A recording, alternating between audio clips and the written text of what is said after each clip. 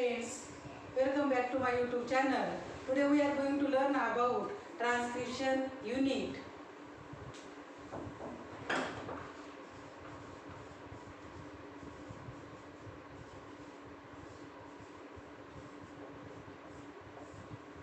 आजच्या व्हिडिओमध्ये आपण मॉलिक्युलर बेसिस ऑफ इनहेरिटन्स त्या पुढचा टॉपिक आपण पाहणार आहोत ट्रान्सक्रिप्शन युनिट. प्रिव्हियस व्हिडिओमध्ये आपण ट्रान्सक्रिप्शन म्हणजे काय ती प्रोसेस कशी होते त्याचा आपण स्टडी केला. तर आजच्या व्हिडिओमध्ये आपण आता ट्रान्सक्रिप्शन युनिट याविषयी पाहणार आहोत.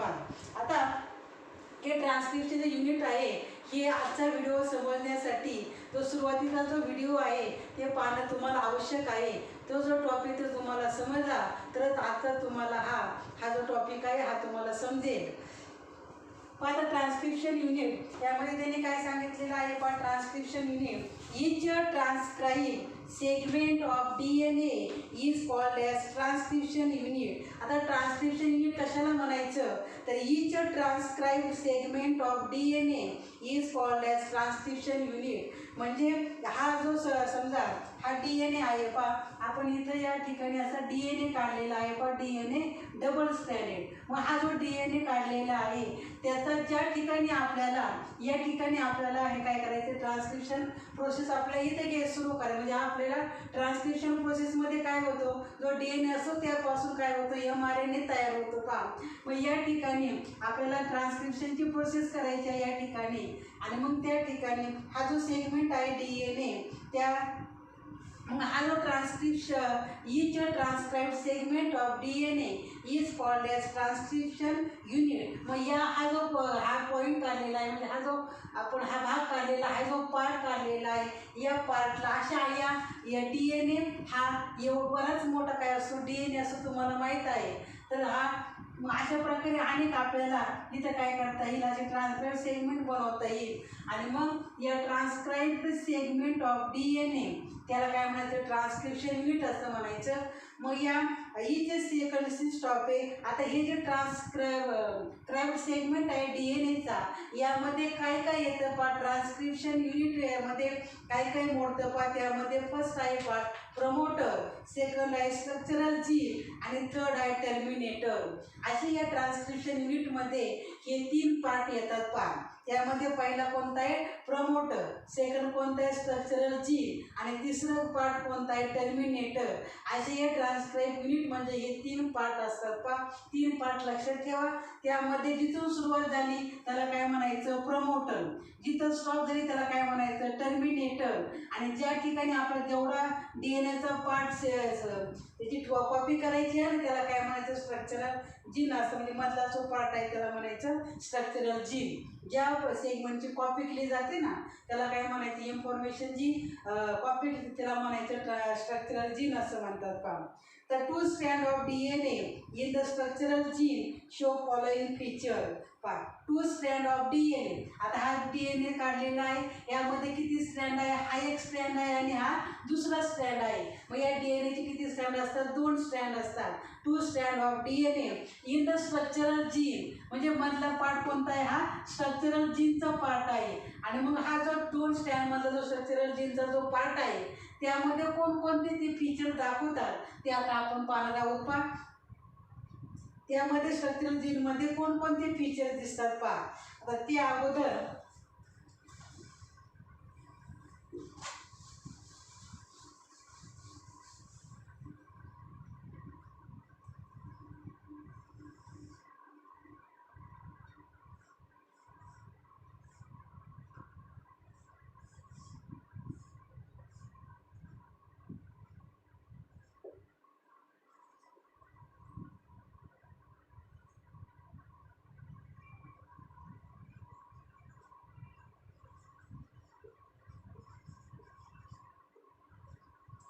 त्यामध्ये फर्स्ट आहे ट्रान्सक्रिप्शन युनिटमध्ये आपण जे 3 पार्ट पाहिलेत ना त्यामध्ये फर्स्ट आहे प्रमोटर, सेकंड आहे स्ट्रक्चरल जीन आणि थर्ड आहे टर्मिनेटर. त्यासाठी आता ही आपला डायग्राम काढलेला आहे ट्रान्सक्रिप्शन युनिटमध्ये कोणकोणते 3 पार्ट दाखवतात ते काढलेले आहे मग याच्यामध्ये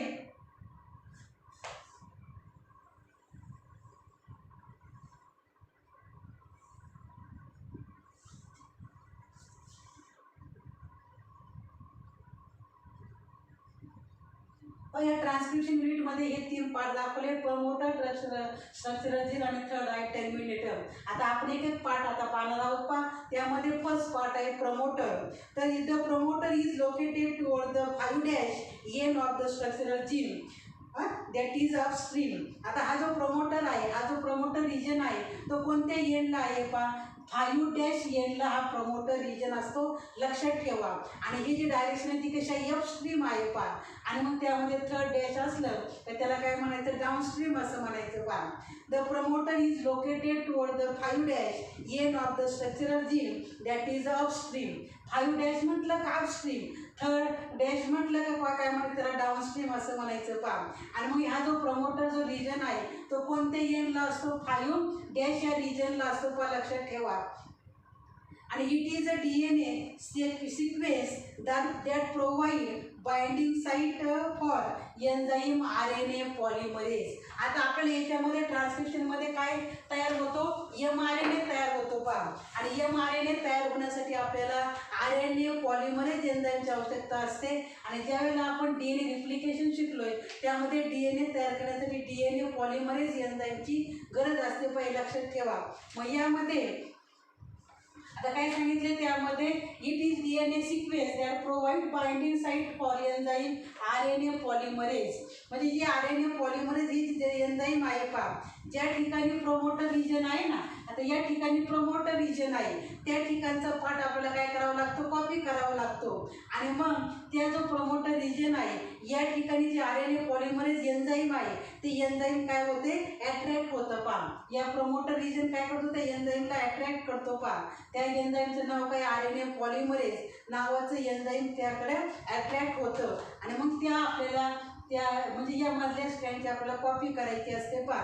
आणि मग ज्या ठिकाणी या प्रोमोटर रिजनने त्या RNA पॉलिमरेजला अट्रॅक्ट केलं आपल्याकडं, तर मग त्या ठिकाणी RNA पॉलिमरेज एन्झाईम आहे त्या ठिकाणी प्रोमोटर रिजनला काय होतं, चिकटलं जातं. आणि मग तो स्ट्रँडला काय म्हणायचं, कोडिंग स्ट्रँड असं म्हणायचं. मग ज्या ठिकाणी हा RNA पॉलिमरेज एन्झाईम आहे ना, ज्या प्रमोटर रिजनला चिटकला जातो त्या रिजनला त्या स्ट्रँडला काय म्हणायचं, कोडिंग स्ट्रँड असं म्हणतात पहा. त्याला काय म्हणायचं, कोडिंग स्ट्रँड. हा जो काढलेला आहे ना, हा 5' थर्ड डॅश, त्याला काय म्हणायचं, कोडिंग स्ट्रँड असं म्हणतात पहा.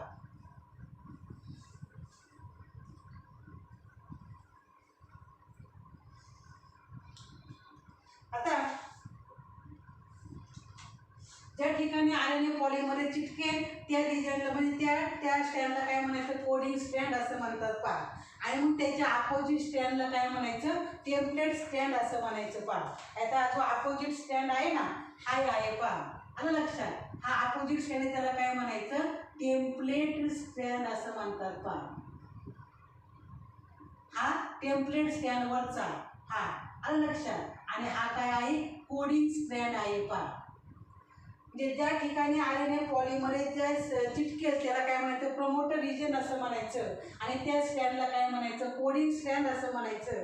आणि आपल्याला कोडिंग स्ट्रँड त्याच्या अपोजिट जो स्ट्रँड आहे त्याला काय म्हणायचं, टेम्पलेट स्ट्रँड असं म्हणायचं पहा. आता RNA polymerase bind to specific promoter. RNA polymerase काय होते, bind to the specific promoter. RNA polymerase हे प्रमोटर रिजनलाच बाइंड होतं, लक्षात ठेवा. कोणत्या रिजनला ते बाइंड होत नाही, कारण त्या RNA पॉलिमरेज पुढे सांगितले, RNA polymerase bind to specific promoter in prokaryotes. The enzyme recognize the promoter bind sigma factor subunit. हे प्रमोटर रिजनला RNA पॉलिमरेज काय होते, बाइंड होते. दुसऱ्या ठिकाणी का नाही बाइंड होत, तर या RNA पॉलिमरेजमध्ये काय असतो, सिग्मा फॅक्टर असतो पहा.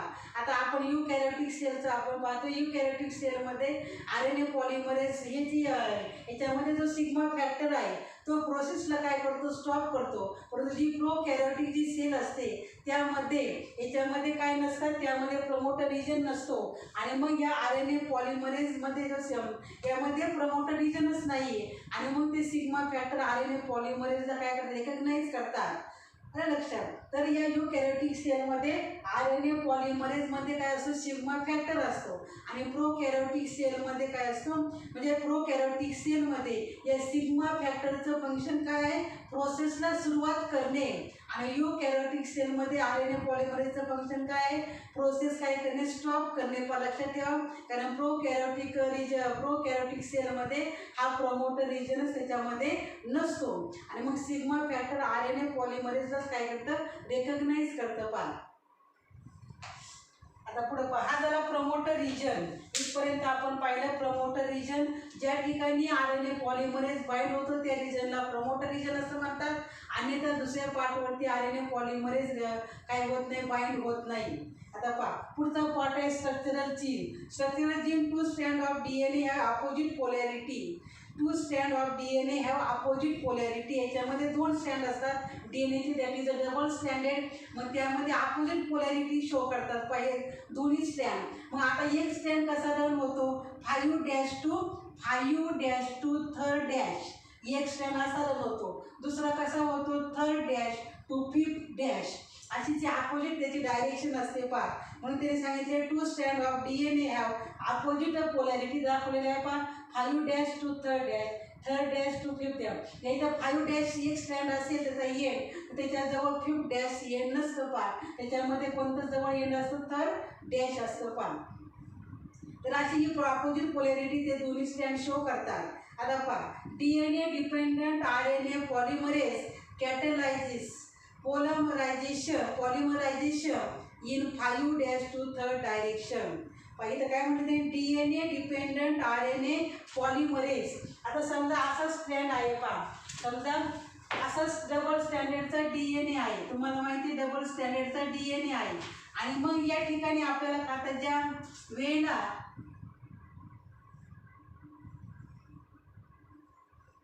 पहा, ज्या वेळेला RNA पॉलिमरेज काय होतं, बाइंड होतं, त्यावेळेला दोन्ही स्ट्रँड काय होतात, एकमेकांपासून सेपरेट व्हायला सुरुवात होते पहा. मग त्यावेळेला एवढा आपण mRNA तयार झाला, एवढा जो DNAचा पार्ट आहे तो आपण काय करतो, कट करतो. आणि मग त्यापासून mRNA तयार होतो पाहिजे, तुम्हाला माहित आहे. आणि मग या वेळेला DNAला आपल्याला काय करावं लागतं, mRNA तयार होण्यासाठी DNAला आपल्याला ब्रेक करावं लागतं पहा. आणि म्हणून त्यानंतरच हा mRNA इथं काय होतो, तयार होतो पहा. येते लक्षात, म्हणजे DNA काय केला जातो, ब्रेक केला जातो. आणि मग परत हा mRNA तयार झाला का हे जे DNA आहे हा डबल स्टँडर्ड DNA परत काय होतो, ट्विस्टेड मॅनरमध्ये जातो. अरे लक्षात. हां, तर या थोड्या वेळापुरता हा DNA आपल्याला तिथे कट करावा लागतो. आणि म्हणून त्याला काय म्हटले, DNA डिपेंडंट RNA पॉलिमरेज. आता आपल्याला RNA तयार करायचं म्हणजे RNA पॉलिमरेज एन्झाईम लागते. DNA तयार करण्यासाठी DNA पॉलिमरेज एन्झाईमची आवश्यकता असते. लक्षात ठेवा. परंतु इथे एन्झाईम RNA पॉलिमरेजच आहे, परंतु इथं काय DNA डिपेंडंट आहे. कारण इथं आपण काय केलं, DNA आपण इथं कट केलेला आहे. लक्षात ठेवा. आणि हा एवढा जो भाग आपण कट केला, परत हा जो DNA आहे परत त्याच्या ओरिजिनल शेपला येतो म्हणजे ट्विस्टेड मॅनरमध्ये एकमेकाला ते परत जॉईन होतात पहा. पुढे काय सांगितले पहा, so the DNA strand having 3' to 5' polarity act as a template strand. एका स्ट्रँडची डायरेक्शन कशी आहे, पोलॅरिटी कशी आहे, 5' to 3'. हां, आणि त्याचा जो अपोजिट स्ट्रँड आहे ना त्याची पोलॅरिटी काय आहे, 3' to 5'. That is called as a template strand. त्याला काय म्हणायचं, टेम्पलेट स्ट्रँड असं म्हणायचं पहा. तर आपल्याला नवीन स्टॅम्प तयार करायचा असेल तर आपल्याला अपोजिट स्टॅम्पची आवश्यकता असेल तरच आपल्याला नवीन स्टॅम्प तयार करता येईल, आणि तर आपल्याला तयार करता येत नाही. मग हा जो कोडिंग स्टँड म्हणजे एका स्टँडची डायरेक्शन कशी आहे, 5' to 3'. त्याला म्हणायचं कोडिंग स्टँड. आणि दुसरी डायरेक्शन कशी आहे, 3' to 5'. त्याला काय म्हणायचं, टेम्पलेट स्टँड असं म्हणायचं. The other strand of DNA having 5' to 3' polarity and is complementary to the template strand. मग याच्यामध्ये कोडिंग स्ट्रँड आणि टेम्पलेट स्ट्रँड याच्यामध्ये काय असते, कॉम्प्लिमेंटरी बेस पेअरिंग असते पहा. आता तुम्हाला दाखवते.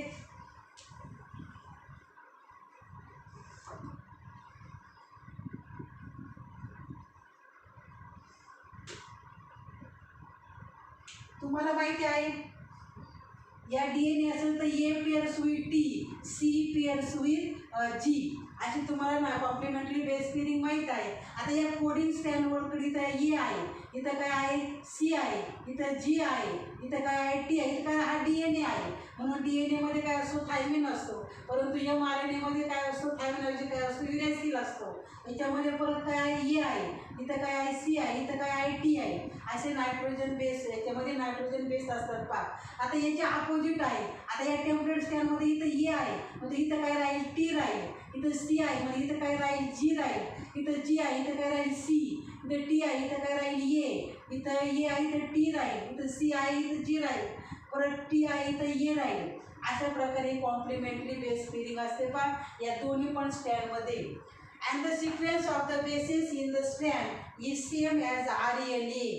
आता हे आपल्याला नवीन स्ट्रँड तयार करायचा आहे पहा, त्यामध्ये mRNA तयार होतो पहा. आता जा इथं mRNA तयार होतो पहा, इथं लक्ष इथं mRNA तयार होतो पहा. मग आता mRNA तयार झाला,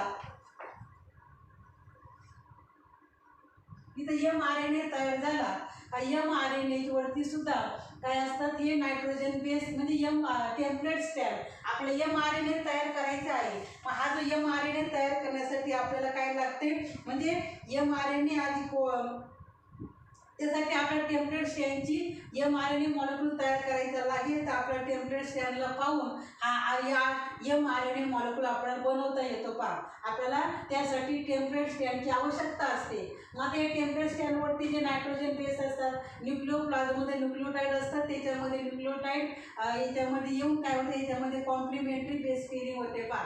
टेम्पलेट स्टँड जो आहे त्याच्यामध्ये टी आहे. आता RNA मध्ये काय टी ऐवजी काय युरॅसिल असतो पहा. मग आता युरॅसिलची पेअरिंग कोणाबरोबर आहे ए बरोबर आहे.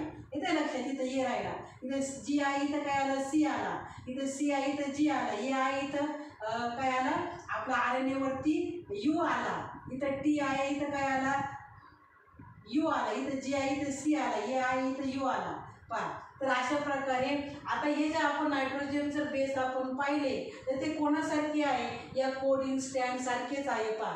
फक्त युरिया थायमिन ऐवजी काय युरॅसिल आहे पहा. इथं ए आहे इथं सी आहे पहा, इथं जी आहे इथं टी आहे, टी आहे थायमिन ऐवजी काय युरॅसिल आहे. इथं पण काय आहे टी आहे इथं युरॅसिल आहे, इथं जी आहे इथं सी आहे, इथं टी आहे युरॅसिल आहे पहा. थायमिन ऐवजी फक्त काय युरॅसिल आहे. म्हणजे हा जो RNA नवीन स्टँड तयार होतो RNA हा कोडिंग स्टँड सारखाच असतो पहा. त्यांनी सांगितले पहा त्यामध्ये the sequence of the bases in the stand is same as RNA. RNA हा जो तयार झालेला आहे या RNA वरती जे नायट्रोजन बेस असतात ती आणि या कोडिंग स्टँड वरती नायट्रोजन बेस हे सारखेच असतात, सेम असतात पहा. कारण हा आपण RNA हा टेम्पलेट स्टँड पाहून आपण तयार केलेला असतो पहा. त्याच्यामुळं याच्यावरती कोडिंग स्टँडचे नायट्रोजन बेसेस आणि या RNA वरती नायट्रोजन बेसेस हे सारखेच असतात. फक्त थायमिन इज रिप्लेस्ड बाय युरॅसिल आणि it is actually coding strand. हा काय असतो कोडिंग स्ट्रँड असतो पहा. आणि the information on this strand of DNA is copied on mRNA and this is called as a sense strand. आणि मग ती इन्फॉर्मेशन ही जी आहे ती काय केली जाते कॉपी केली जाते आणि this is called as a sense strand. म्हणजे हा जो कोडिंग स्ट्रँड आहे ना त्या कोडिंग स्ट्रँडला काय म्हणतात सेन्स स्ट्रँड असं म्हणतात पहा.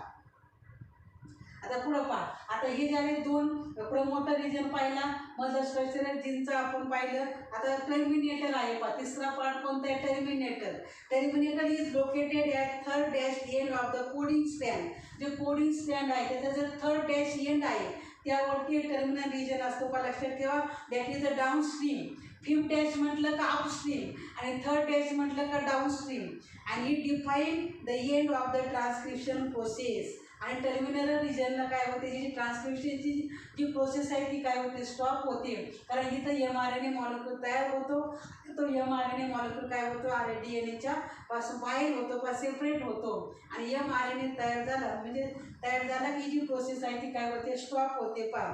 ट्रान्सक्रिप्शन रिजन ट्रान्सक्रिप्शन प्रोसेस काय होते या टर्मिनेटर रिजनला काय होते स्टॉप होते पहा. आता पुढं पहा. After binding to promoter RNA polymerase move along the DNA and causes local unwinding of DNA duplex into two chain in the region of the gene. ज्या वेळेला RNA पॉलिमरेज एन्झाईम आहे ते या प्रमोटर रिजनला बाइंड होतं, त्यावेळेला काय होतं, मग डबल स्ट्रँड काय होतं, बाइंड झाल्यानंतर त्यामध्ये अशी सिच्युएशन येते. इथे दाखवलेली आहे. डबल स्टँडर्ड DNA आहे. त्या DNA हा प्रमोटर रिजनला DNA पॉलिमरेज बाइंड झालं का हे जे दोन्ही स्टँड असतात ते काय होतात, सेपरेट होतात. मग अगोदर त्यांच्यामध्ये कडक बॉन्डिंग असते, या नायट्रोजन बेसमध्ये काय असते, बॉन्डिंग असते कडक. परंतु हे RNA पॉलिमरेज बाइंड झालं का ते दोन्ही स्टँड काय होतात, एकमेकापासून सेपरेट होतात. याच्यावरती काय असतात, नायट्रोजन बेसेस असतात. त्यामध्ये मग याच्यामधले जे हायड्रोजन बॉन्ड असतात ते ब्रेक होतात. ते दोन्ही पण नायट्रोजन बेसेस याच्यावरती काय होतात, सेपरेट होतात.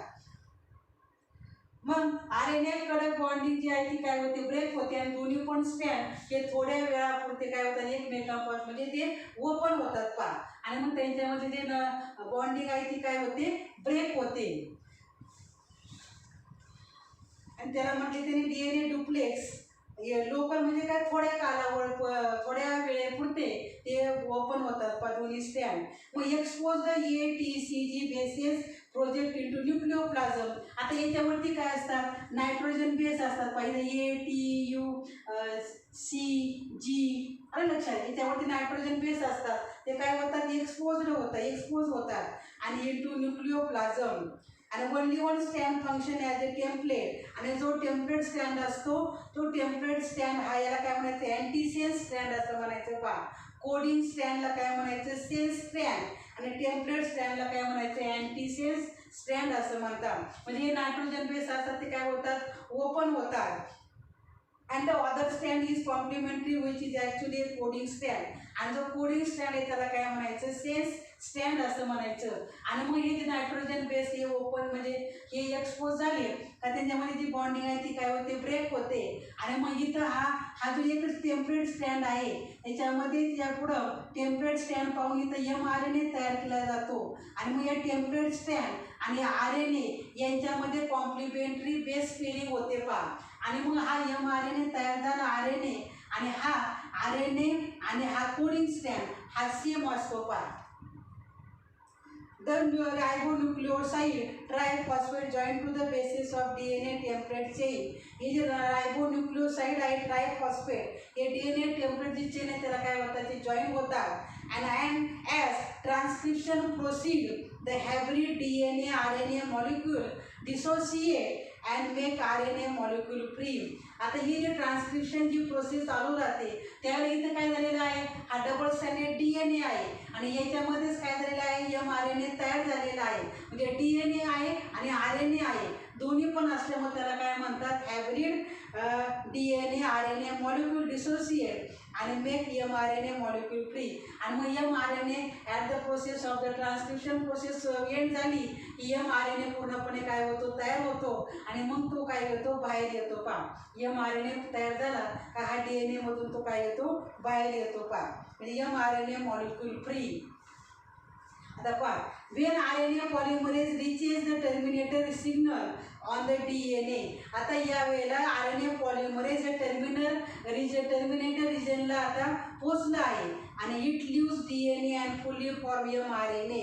आणि मग त्या वेळेला टर्मिनेटर रिजनला हा RNA पॉलिमरेज येऊन पोचलं का प्रोसेस काय होते, स्टॉप होते.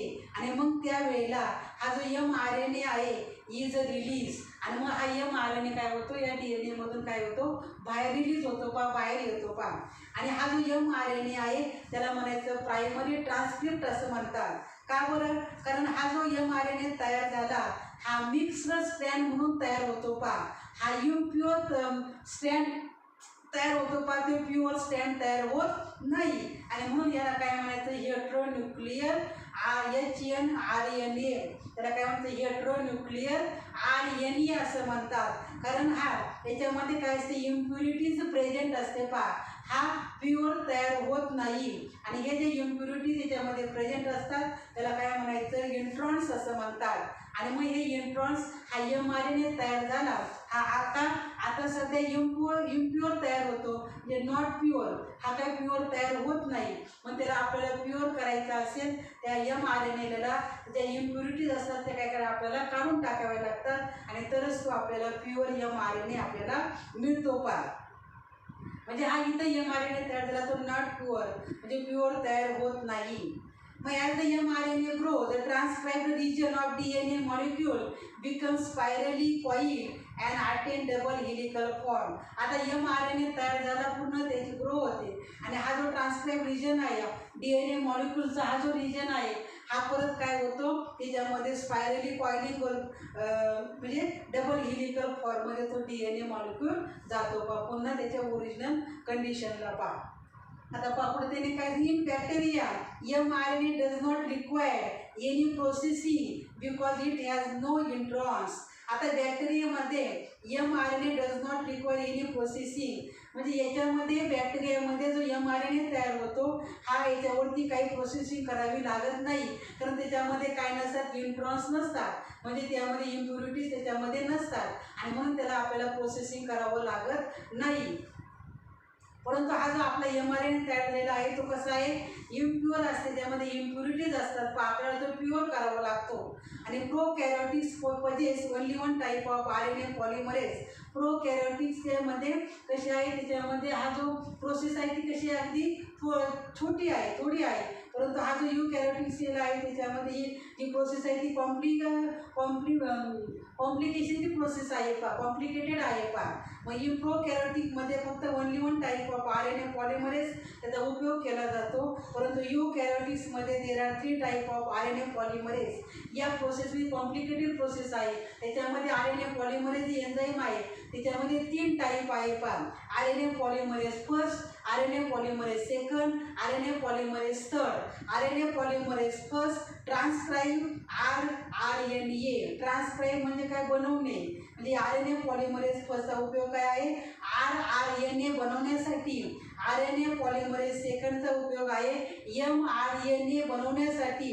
आणि तिसरा जो आहे RNA polymerase third is responsible for transcription of tRNA. आणि जे RNA पॉलिमरेज थर्ड आहे ते tRNA बनवण्यासाठी उपयोग केला जातो पा. And small nuclear RNA that is snRNA. तर अशा प्रकारे बॅक्टेरियामध्ये जे तयार होईल म्हणजे त्या mRNA हा त्याच्यावरती प्रोसेसिंग करावी लागत नाही, कारण त्याच्यावरती इंट्रॉन्स त्याच्यामध्ये नसतात. आणि प्रोकॅरियोटिक्समध्ये फक्त एकच टाईपचा RNA पॉलिमरेजचा वापर केला जातो. परंतु यूकॅरियोटिक जे आहे ती कॉम्प्लिकेटेड प्रोसेस आहे ट्रान्सक्रिप्शनची, त्याच्यामध्ये 3 पॉलिमरेज RNA पॉलिमरेज जे 3 टाईप आहे त्याचा वापर करावा लागतो पा. RNA पॉलिमरेज फर्स्ट ते rRNA तयार करण्यासाठी, RNA पॉलिमरेज सेकंड mRNA तयार करण्यासाठी आणि RNA पॉलिमरेज थर्ड tRNA तयार करण्यासाठी त्याचा उपयोग केला जातो. तर अशा प्रकारे हे इथपर्यंत आपण ट्रान्सक्रिप्शन युनिट की आपण आजच्या व्हिडिओमध्ये आपण पाहिले. परंतु आपला हा जो टॉपिक आहे तो अजून पूर्ण झालेला नाही. तर नेक्स्ट व्हिडिओमध्ये जो आपल्याला राहिलेला जो टॉपिक आहे थोडा राहिला आहे त्यामध्ये transcription unit and the gene आणि प्रोसेसिंग ऑफ हेट्रोन्यूक्लिअर RNA, त्यामध्ये 2 छोटेसे आपले पॉईंट राहिलेले आहेत. हा जो टॉपिक आहे ट्रान्सक्रिप्शनचा हा आपला कंप्लीट झालेला नाही. याची आता या मॉलिक्युलर बेसिस ऑफ इनहेरिटन्स या चॅप्टरमध्ये हा जो ट्रान्सक्रिप्शन हा जो पॉईंट आहे, हा जो घटक आहे, युनिट आहे, त्याचे आपल्या 2-3 आपल्याला पार्ट बनवायचे आहेत. आतापर्यंत आपले 2 पार्ट कंप्लीट झालेले आहे. अजून एक आपल्याला व्हिडिओ तयार करावा लागेल, तो 3रा पार्ट असेल पा, लक्षात ठेवा. आणि मग अशा प्रकारे ट्रान्सक्रिप्शन ही जी प्रोसेस आहे ती कंप्लीट होईल. त्यानंतर आपल्याला ट्रान्सलेशन, हे ट्रान्सक्रिप्शन हे कुठं होतं, न्यूक्लियसमध्ये. आणि त्यानंतर ट्रान्सलेशनची प्रोसेस आहे ती कुठं होते, सायटोप्लाझममध्ये होते, लक्षात ठेवा. कारण छोटे छोटे क्वेश्चनवरती जे बेसिक कन्सेप्ट आहे ते क्लिअर करा, कारण त्यावरती तुमची एंट्रन्स असेल, नीट असेल, त्याला असे प्रकारचे क्वेश्चन विचारले जातात पा. तर अशा प्रकारे आजचा आपण इथे थांबूया. तर तुम्हाला हा जो व्हिडिओ आवडला असेल तर व्हिडिओला लाईक करा, चॅनलला सबस्क्राईब करा. थँक्यू.